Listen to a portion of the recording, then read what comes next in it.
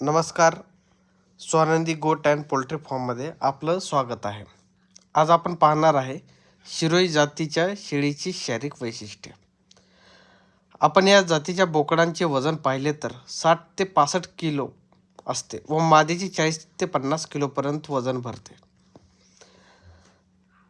शिरोई जातीची शेळी रंगाने पूर्ण तपकिरी व अंगावर विविध प्रकारच्या रंगछटा दिसून येतात.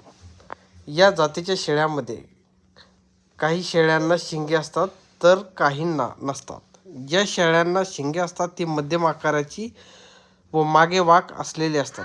शिरोई जातीच्या शेळींचे डोळे हे काळे व तपकिरी रंगाचे असतात. शिरोई जातीची शेळी खरेदी करताना ही काळजी घ्या. शिरोई जातीची शेळी घेताना वर उल्लेख केलेले सर्व गुणवैशिष्ट्ये पाहून ती विकत घ्यावी. तसेच महाराष्ट्रातील वातावरणामध्ये व्यवस्थित सेट झालेल्या शेळ्या विकत घेण्याला प्राधान्य द्यावे. शारीरिक अंग असलेली किंवा आजारी असलेली शेळी घेऊ नये. या जातीची शेळी विकत घेताना ती जास्त दूध देणारी घ्यावी, कारण शेळीच्या करडांना मुबलक प्रमाणात दूध मिळून त्यांना योग्य पोषण मिळेल. तसेच जास्त वयाच्या शेळ्या खरेदी करू नये.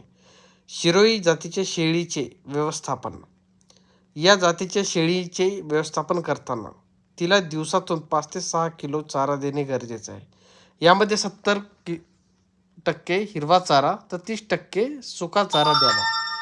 हिरव्या चाऱ्यामध्ये जास्त प्रोटीन असलेला पौष्टिक चारा शेळीला दिला तर तिचे चांगली वाढ होते व त्यापासून साहजिकच आपल्याला आर्थिक उत्पन्न देखील चांगले मिळते.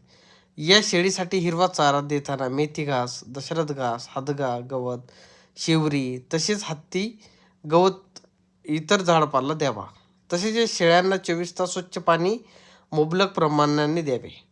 जर तुम्ही बंदिस्त शेळीपालन करत असाल तर प्रत्येक शेळीला दररोज 10 ते 15 ग्राम मिनरल मिक्सचर द्यावे. त्यामुळे शेळीमध्ये प्रजनन संबंधित काही दोष तुम्हाला दिसून येणार नाही.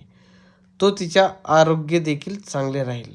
तसेच लसीकरण हे वेळोवेळी करून घ्यावे व शेळ्यांचे डिवॉर्मिंग प्रत्येक 6 महिन्यातून एकदा करावे. शिरोई जातीच्या शेळ्यांना त्यांच्या वयानुसार व त्यांची शारीरिक क्षमता पाहून शेडमध्ये वेगवेगळे कप्पे तयार करावे. लहानपणीच वेगळा कप्पा, गाभण शेळ्यांसाठी वेगळा कप्पा तर नर शेळ्यांचा वेगळा अशा पद्धतीने कप्प्यांची रचना करावी.